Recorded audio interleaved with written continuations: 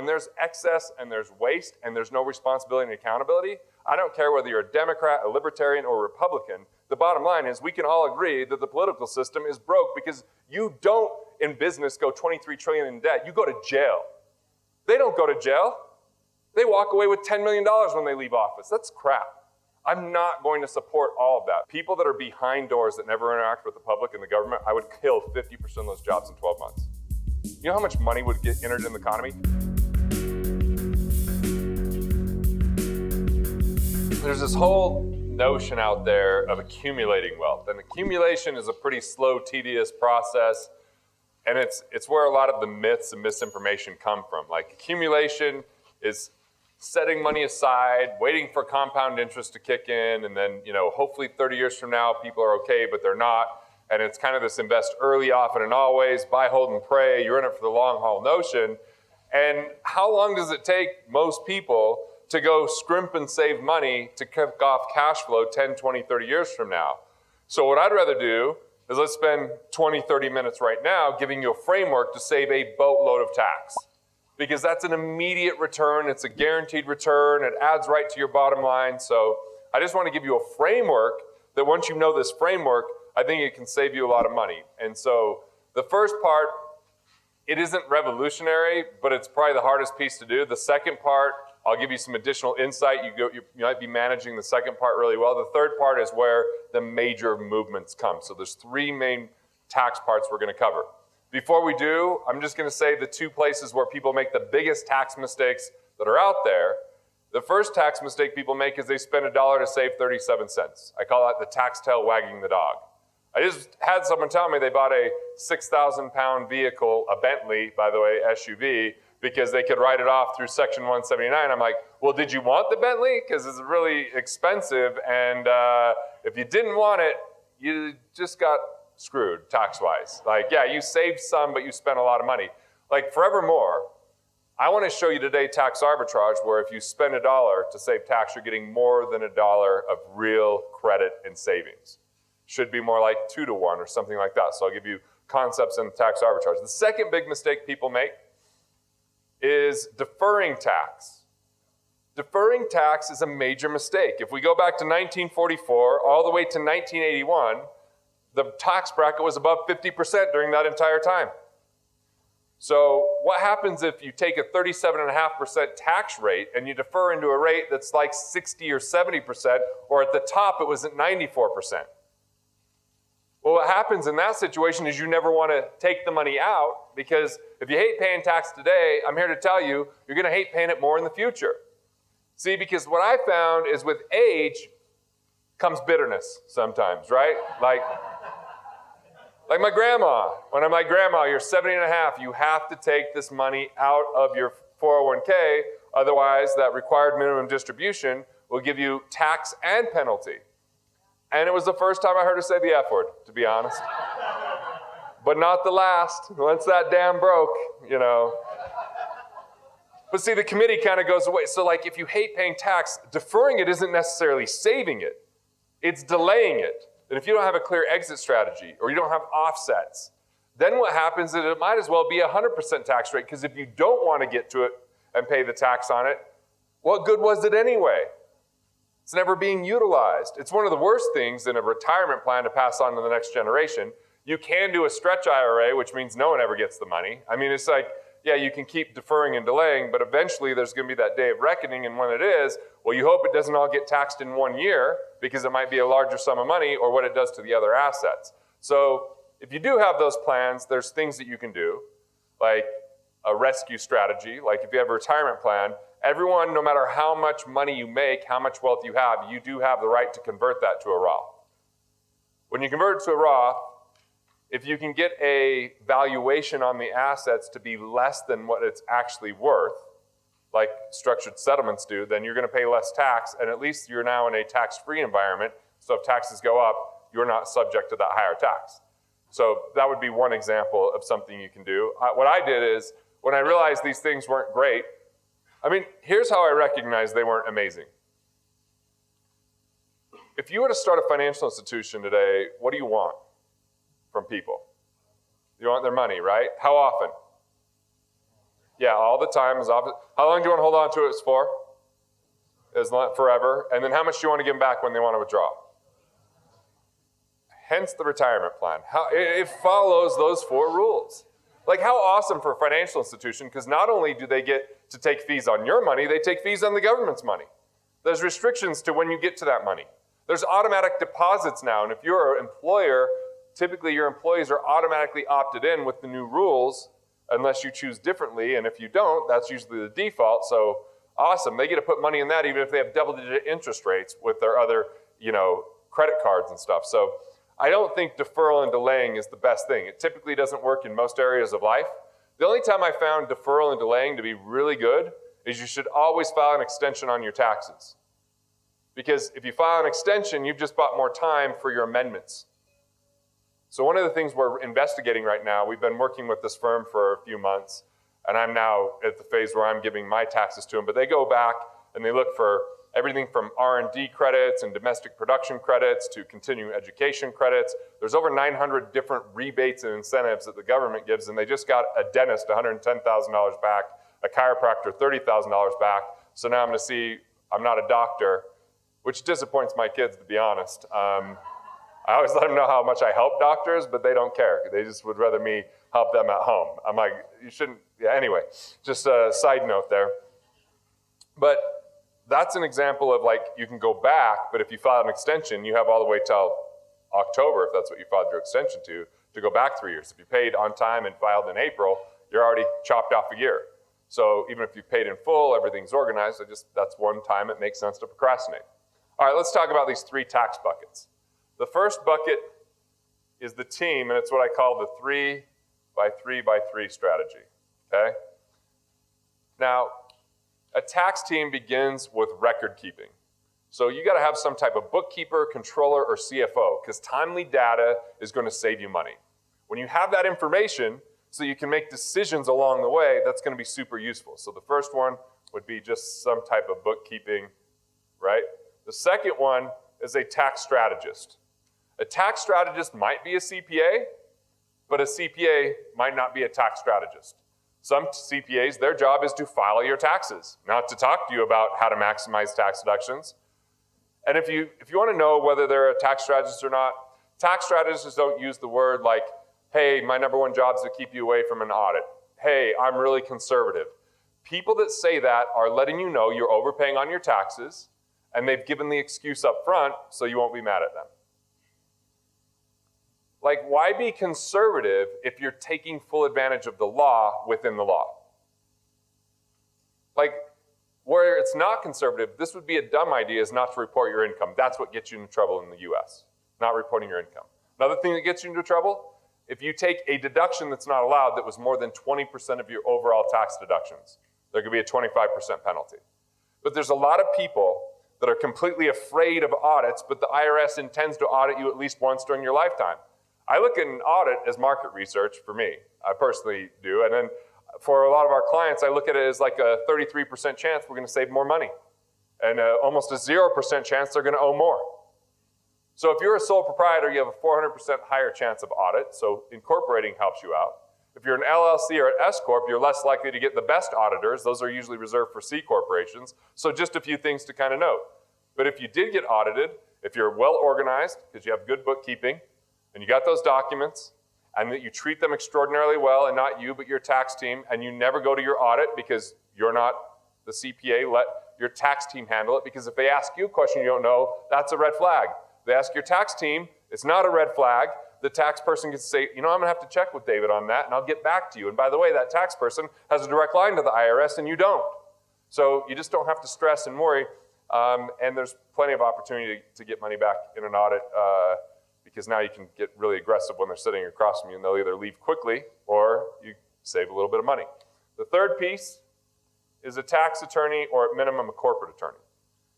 Like, this is where most of the value of saving tax comes from. And because we have a lot of people in here, I'll actually just throw in, if you're in real estate, you might want a cost segregation engineer if you own commercial property, because you can accelerate your depreciation, and they can do a study for that.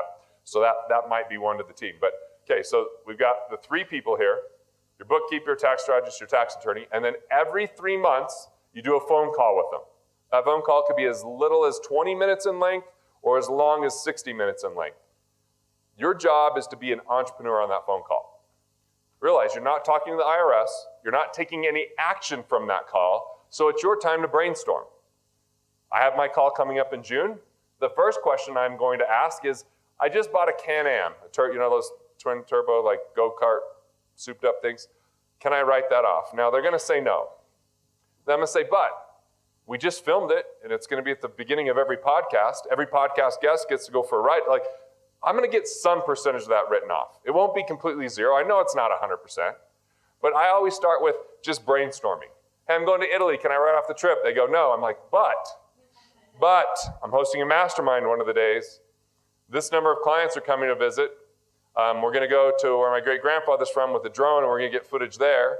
We're going to, by the end of the call, it was 55% of the trip I was able to write off. Because one, I had to do a corporate compliance meeting for every entity that I owned. So those mills, part of the travel, right? So that's your job, is just to ask questions. And if you say, can I write this off? And they say no, say in what case or what type of business could someone write this off? And that might give you some insight. Or you ask them questions like, what's the coolest tax strategy you've learned about or implemented since last time we talked? Could that apply to me? Their job is more to navigate the tax code and stay within the law. My job is to be an entrepreneur and to think like a strategist. So I'm just asking them a boatload of questions. We're actually recording my calls now and giving them to the people that work with us so they can just hear exactly how I do it. It'll be entertaining. I will give you that. I just ask the most ridiculous things on that, and then I go, no, I'm just kidding. We're not trying to write that off. But it's still fun to play with these guys. They don't always have the full sense of humor that they should. So 3 people that's on your team, you meet every 3 months, and then every 3 years you get a different set of eyes, and you go look back and see if you've missed something. So you can go back I mentioned R&D. So if you've done any software development, modified a CRM, done any technology that had to do with you used employees inside the United States, there's major credits from Section 199. Or domestic production, did you do research? Like now I'm doing research, right, with BYU University, which will just make even more people Google Garrett Gunderson LDS. That's the second most Googled thing. People want to know if I'm LDS. I look like Jesus, so that's confusing.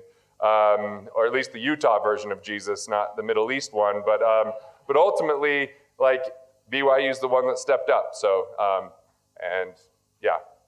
not Mormon. Just so you don't have to Google it. I don't want that becoming the number one Google. So, as we have these meetings every 3 years, you can look back and amend the returns if something was missed. Domestic production is looking and finding out, did I do research and that research lead to a product that created income? I can take a certain percentage of net revenue in credits above and beyond the cost or the hard cost. This becomes incentives that you can go back. So that would be one way of looking back, or maybe just something was missed. We just went through looking at amending someone's returns that became our client recently. They were paying 3.2% tax on every dollar of income that they had that wasn't required to be paid on. So it wasn't that we were that genius, but that was hundreds of thousands of dollars from a mistake. By getting a different set of eyes, they're able to go back and amend returns. So meet every quarter, look back every 3 years. What I tell these people when they go back and look every 3 years, every 3 years, I just say, I'll pay your fee. If you find something, I'll double it. And if you find something major, you'll either be added to the team or replace someone on the team. And by the way, that means you're going to get a lot more business than just me because of the business we're in. So that's what I do on that side. Okay, so that's the team. Kind of difficult to find these players sometimes.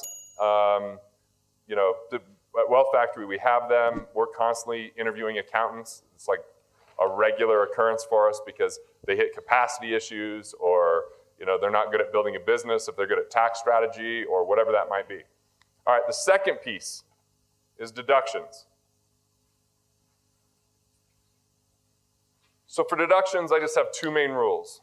Number 1, you ask anytime you make a purchase, does this relate to my business, or how does this relate to my business? And number 2, you document it. Now, you might take things like my Can-Am that I've now put down on my list.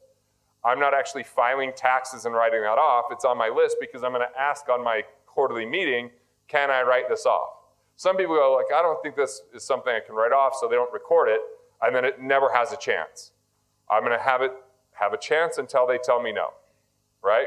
So number one, document it, right? Number one, just make sure to ask how it relates to the business, and number two, document it, and then just find some of the cool nuances in the tax deduction world. Anyone in here know the Augusta rule? Did I talk about it last time? So the Augusta rule is awesome because you can rent out your home 14 days a year to your business.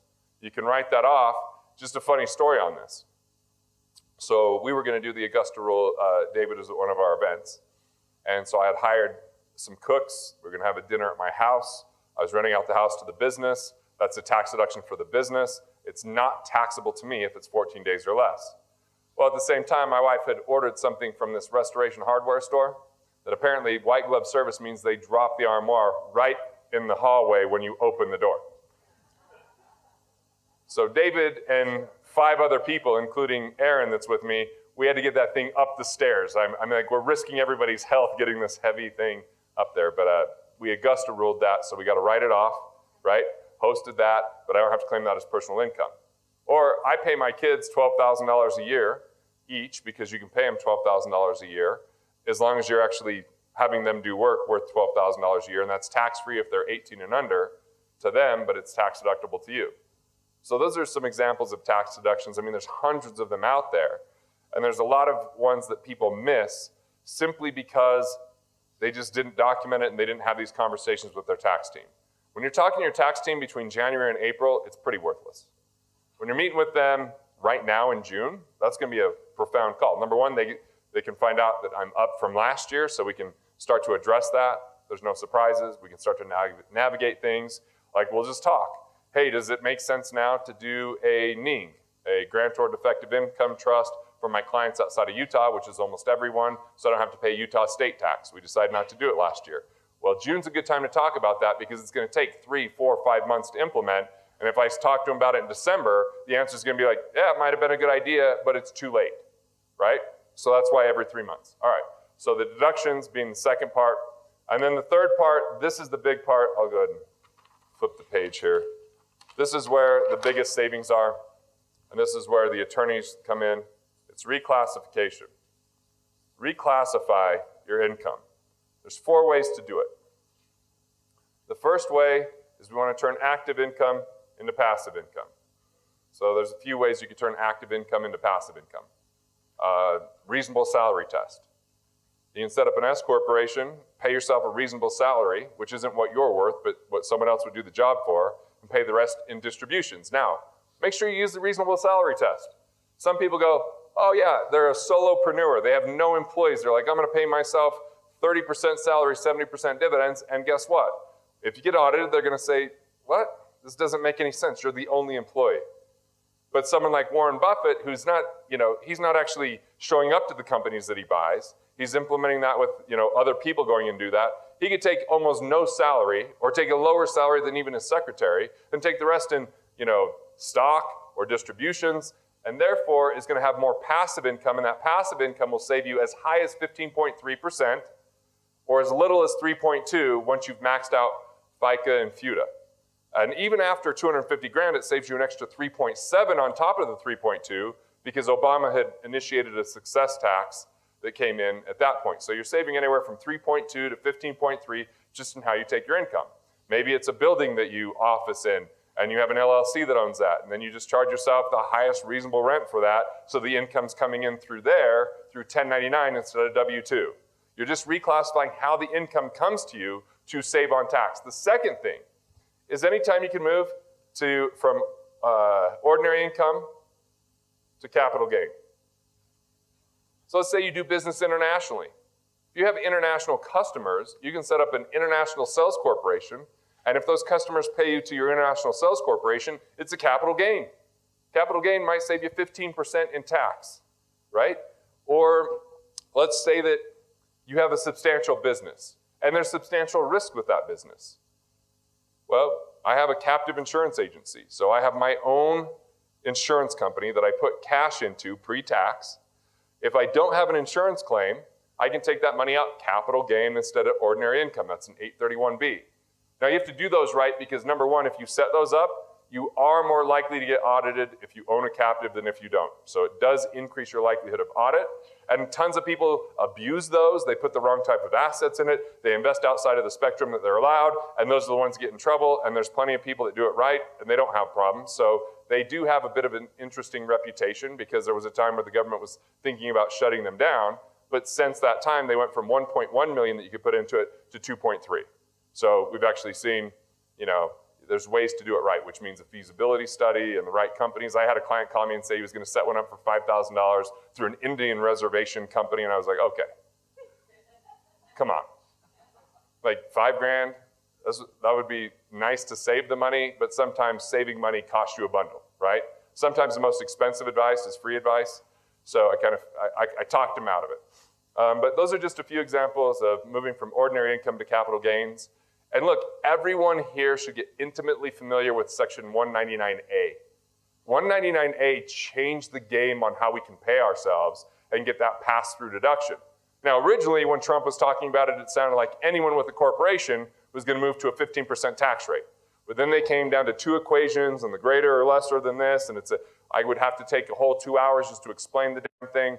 But the reality is it saved me a boatload of cash last year.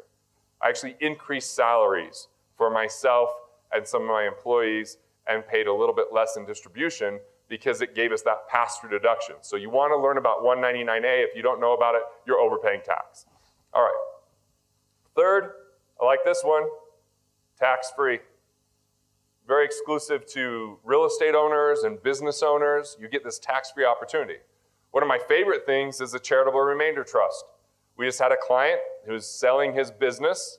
Fortunately, we got a hold of him early enough before he had a letter of intent and the business was being sold. It's due to close next week. And so his savings doing a charitable trust is $2.5 million. Plus he gets a tax deduction, which we're still figuring out what the assessment is, but it's somewhere around $900,000 to $1.1 million is the range that he's in. He'll be able to have 5% and 50% to 50% is like the high end, depending on underlying assets he can invest inside of this charitable trust.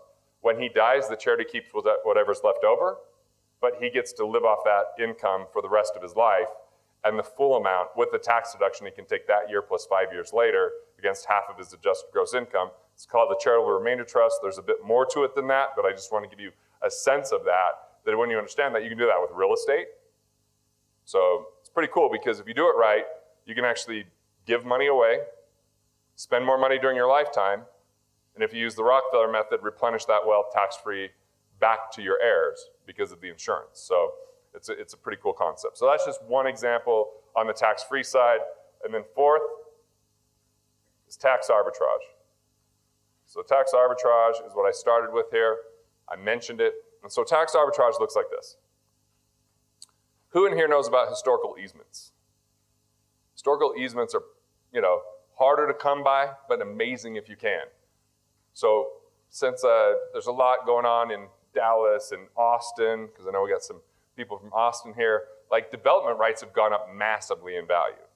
And so what a lot of these cities value is the historical preservation of what already exists. I'm in a historical building in Salt Lake called the Hardware Building, built in 1902. And a historical easement allows you to donate the historical facade. The historical facade means that you cannot tear that building down and build a bigger building. So you're forfeiting the right to be able to redevelop it, but what you can do is still rent that out, cash flow that, but the Forest Service of all places deems whether it's worthy or not as a historical easement, and you can get major tax advantages. The best I've seen, the tax advantage paid for the building. And then they still got to rent it out. So it's harder to find historical easements, but if you do, that's tax arbitrage. You're actually getting the asset, and you're getting this major tax advantage. It varies based upon how valuable the development is, how valuable the property is. If you go to Austin, they're just building so many things, not highways, mind you, but just buildings, because who needs, traffic's fun. So, but it's more valuable there because it is highly, but if you go to my hometown of East Carbon, Utah, nobody's gonna pay you anything for a historical easement because nobody wants whatever's left there and buildings. So it really depends on the city's value and how much development's going on. I actually own 10 acres on a mountain not too far from here, and I was thinking about selling it, and then for a while I was like, well, maybe I'll do a conservation easement. So we had a client in September, had a bunch of land in West Texas, and he hated the land. He's like, there's nothing there. He just couldn't sell it for what he wanted to get for it. And so we just did an assessment. We're like, hey, is there sand on the land? He's like, yes. We're like, oh, well, sand is required for fracking. So what if we just send out an appraiser and we figure out if you were to develop that land, what it would be worth if you sold that sand as now a fracking opportunity. We're not going to ask you to do it. We're just going to find out what it's worth. And what it was worth was a 6.5 to 1 tax deduction, which meant he got back, that's the deduction. So looking at a credit, it's still like 2.5 to 1. For every dollar he spent on the land, he got $2.50 in tax credits through being a conservation easement. He'll never sell the land. It will never be developed, but he got a major tax advantage greater than what he paid. So there's syndicates that do that. I just want to warn you on those. I did one for the first time last year. If they don't do it right, it could go bad in an audit. What I mean by that is when you're now putting money in and you have unrelated investors, right? And you go in and if they don't do a full vote and say, do you want to sell this land, develop this land, or donate the rights to the development? Well, ours, it was 82% wanted to donate the rights, right? And then they have to do some other specific things, like we did multiple appraisals to determine what the value was, and then you got to pick which appraisal you want to use. And so if they don't do all those things properly, one person getting audited and didn't do it right will trigger an audit for pretty much anyone else in that easement. But if you already own the land and you never want to develop it, like I have a client that has a place in just outside of Colorado Springs, Colorado, and he's got like 500 some acres. It's a big ranch, but he's got 31 acre lots on it. I said, are you ever going to develop it? He said, no. And I said, let's do a conservation easement on those. This is going to get you a major tax deduction, and you didn't never plan on developing it anyway, so might as well get that benefit today. That's a conservation easement. Okay, so historical easement, conservation easement, those are two examples. The thing that I did first, I did this in 2006 before I even called it tax arbitrage, was I bought a huge art collection. I bought from two artists a ton of their art, but I signed an agreement that I wasn't going to sell it on the open market, so they sold it to me for 25 cents on the dollar of what the actual appraised value was. Now, after I held that for 3 years, it went from book value, which is what I paid, to appraised value, which is what it was worth, and then I donated it to museums, and that donation got me back $2 for every dollar I spent. Okay, so that's tax arbitrage. I look at tax arbitrage as kind of your last resort, or if you can add it on to the deals that you're already doing. But why would you ever go buy a vehicle that you don't want to get 37 cents on the dollar when you could do this and get $2 back for every dollar you spend? So, now if you want the vehicle, just buy the vehicle. That's cool. I bought a truck last year, and I'm from a small town, so it means a lot to me. Now, the people in a small town don't consider it a truck because it's a Raptor. And my wealthy friends just think I'm white trash, so I don't really fit in anywhere, but I love my truck anyway. So, look, this is just one of the 4 areas of efficiency. So we began with mindset. We just talked about playing not to lose. I don't think there's a lot of people in this room in the playing not to lose segment. I think there's more people in the playing to win. But at what cost? Have you defined success for yourself? Is the juice worth the squeeze? Like, what about quality of life at the forefront? And how can you be more abundant because you've really taken care of self-care and yourself and enjoying life along the way, building a life you love. The second thing was money. We talked about 3 main segments of money. The first one being more efficient, which was the IRS, which I gave you the framework for. The second one being interest. The third one being investments. And the fourth one being insurance. We have, that's a couple days to go through all of that. Then we talked about this economic independence framework. The economic independence framework is, first, recover cash, plug the leaks. Second, engineer wealth. Figure out what your economic independence number is. Reverse engineer what's the fastest way to get there. For some, it's paying off loans. For others, it's buying real estate. For others, it's growing their business. The third thing is you become a cash flow investor. Everything that's not creating cash flow for you, turn the cash flow button on, right? Have that start to present cash flow rather than accumulate. The fourth thing is you scale your business. Scale business revenue, whether that's cycle of creation, whether that's investing in the right people in your business, whether that's adding more value to existing customers or reaching more. But scaling business is the unparalleled advantage of economic independence. And the fifth thing to economic independence is make it count. Enjoy life along the way. You are your greatest asset, so you invest in yourself. You take care of yourself along the way so you have plenty to give and you're not exhausted. And so make it count is really living that legacy. So recover cash, engineer wealth, accelerate investment income, scale business revenue, and make it count. That's how you get economic independence. It takes 3 to 7 years. It doesn't take 30 years. Then the next part, as I said, how about making money on the buy? Becoming a cash flow investor, buying when everybody else is losing so that you're making money on the buy. Ted Turner was masterful at that, is masterful at that. He owns more land in the US than I think anyone, definitely in Montana, but he didn't buy it when everybody else was in the craze of buying. He bought it when everybody else was liquidating because they were in a cash crunch. That's when he bought CNN. He actually sold his signage company, and when they hit a cash crunch, bought it back for less than he sold it for. Like, that's making money on the buy. You can read an article in the New York Times written by Malcolm Gladwell that features him called Predatory Investing. The third thing was cycle of creation. Taking and profiting from ideas, using your market, using the very end users to be the people that fund what you're up to so you're not left with loans and all the time it takes to go get that. So that's pre-selling. And the fourth piece we spent a lot of time in, which was legacy, which I won't use your name because I have permission, but someone came up and said, hey, here's what we're gonna do for our family on legacy. We're gonna just show your video. And that way the idea is coming from you, Garrett, not from us. Dude, this is exactly how I do things with my wife. I go, all right, if I tell her, it's gonna be a stupid idea. But who do I know that can tell her that that's gonna be brilliant, right?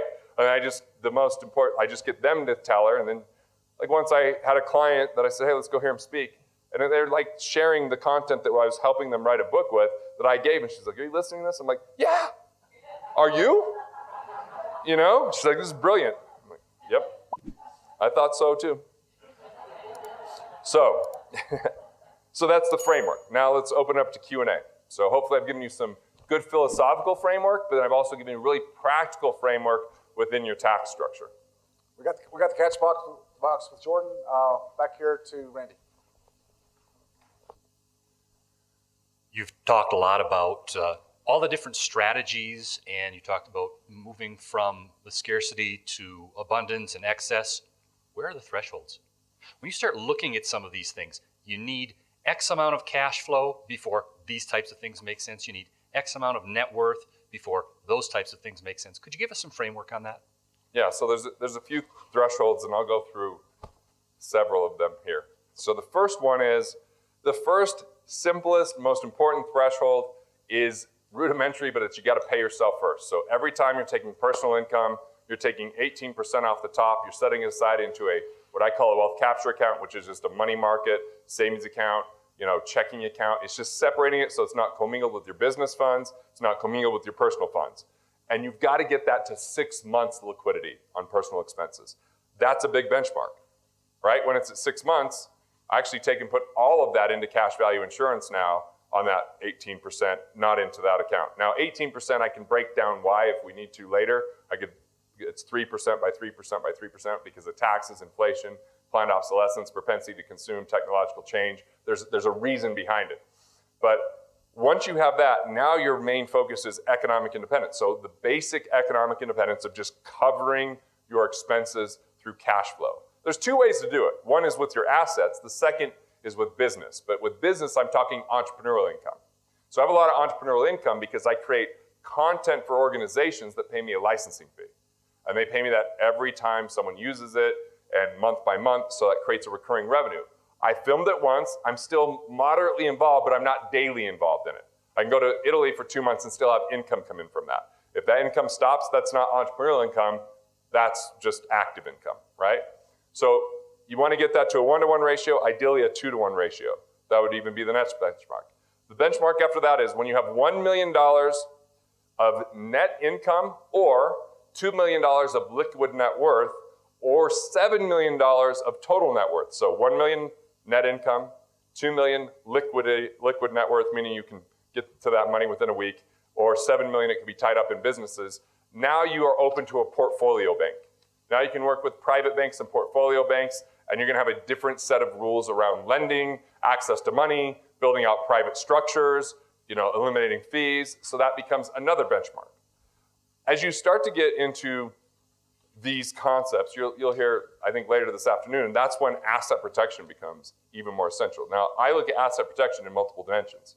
Insurance as one line of defense, corporate structure as another line of defense, domestic asset protection trust as another line of defense, and liquidity as yet another line of defense, right? Captive insurance. So it's like it becomes more comprehensive as time goes on, and you might just start with a basic corporate structure, but then you might expand and have a holding company with multiple corporations as you build bigger net worth, right? So that just becomes something that I think that you have to look at least annually. Like I just always have my estate planning meetings already on the books to meet once a year so I don't blow it off or forget about it, because I've just met people with estate plans, they've got 3 kids since the last time they did an estate plan. I'm like, what good does that do? Or they have an estate plan and nothing's deeded into it, so I'm like, that doesn't really help. So I think that just creating automatic habits and rhythms become critically important as well. But I will say this on the accounting side. Like our hardest thing that we do at Wealth Factory is vet and find accountants. I think we have 5 firms now that we work with. And a local accountant might be really useful from a bookkeeping standpoint, but with all the technology that's out there today, we don't really emphasize that. We're looking for firms that know all 50 states or have, partners or strategic alliances in those states. But like, look, if you're in California, then we need a California-based one, right? If you're in New York, we need it. But other states, it's pretty easy to navigate overall. And I think you just look for the very best that there is to offer. I typically don't look in San Francisco, Chicago, or New York because you're going to overpay for the same quality. So I look for who are the people out there that wanted to live somewhere else that have a national presence. And look, we're just constantly interviewing, having them read books. Like I fight with accountants more than anyone because now I'm just really clear. Like I get on the phone with them. The first thing I say is, do you recommend retirement plans? And if you do, we might as well just start there because it might be the end of the conversation. And if they go, well, if they go in these situations, like, okay, I could see where that might make sense, but like I just have saved a lot of time doing that. We still can't find good Canadian accountants that at least I trust. Some of the ones we found, I'm like, dude, I don't know if our guys are going to go to jail if they take these advice. It sounds pretty cool, but I don't know how to navigate it. So, that's what we do. So if you do a strategy session, we find those accounting firms. Thank you. Yeah.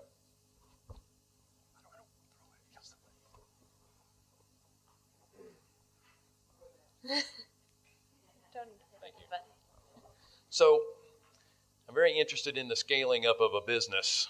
But if you have a business that, in order to function properly and at its peak, needs to be regionalized, would you think about maybe franchising in order to scale it up and just get the franchise fees? You got to navigate the franchise rules. And so that's a question beyond my expertise of what those rules are and how that works. Licensing was infinitely easier for me than franchising, but it might not be the right business model for you because I'm primarily at intellectual property and content, less brick and mortar and systems and processes. So, I could give you advice, but it wouldn't be the best advice unless we had an attorney present to say what those rules are. Okay. I don't want to, Gunderson said. Turns out you can't do it that way.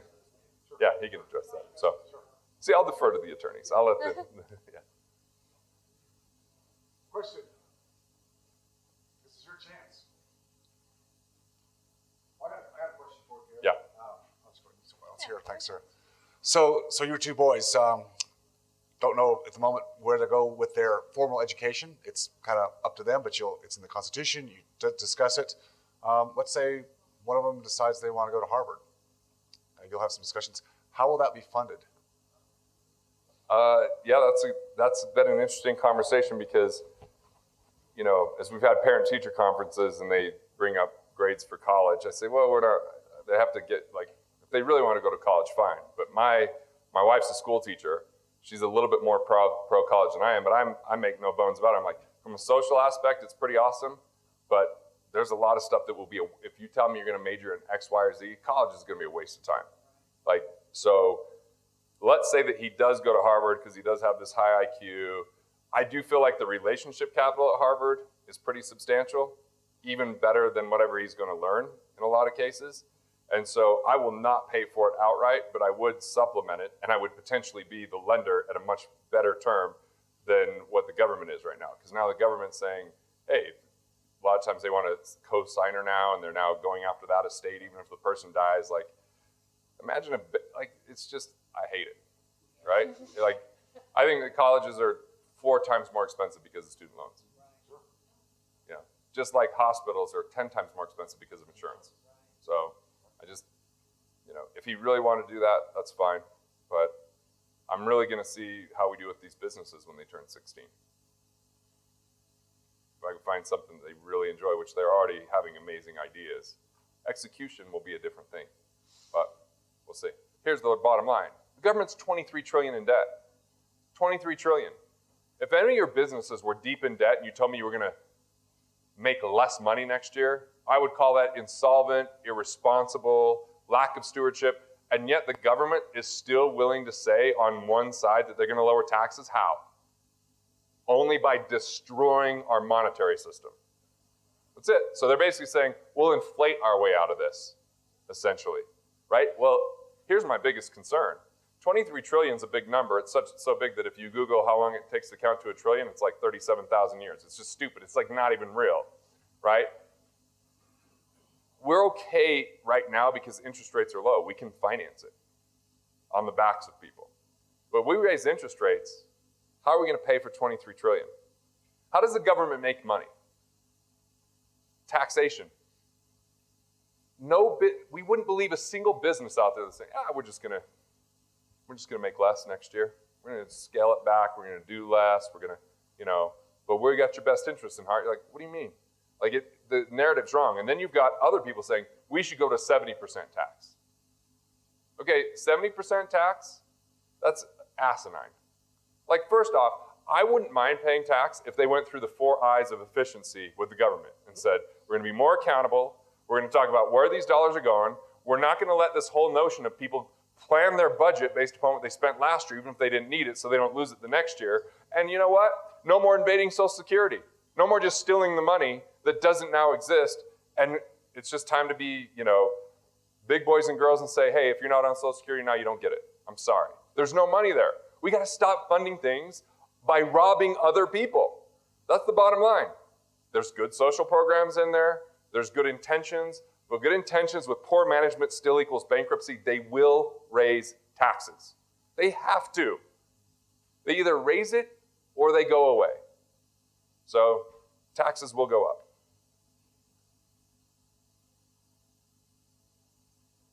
Now that we're inspired, we should go to lunch.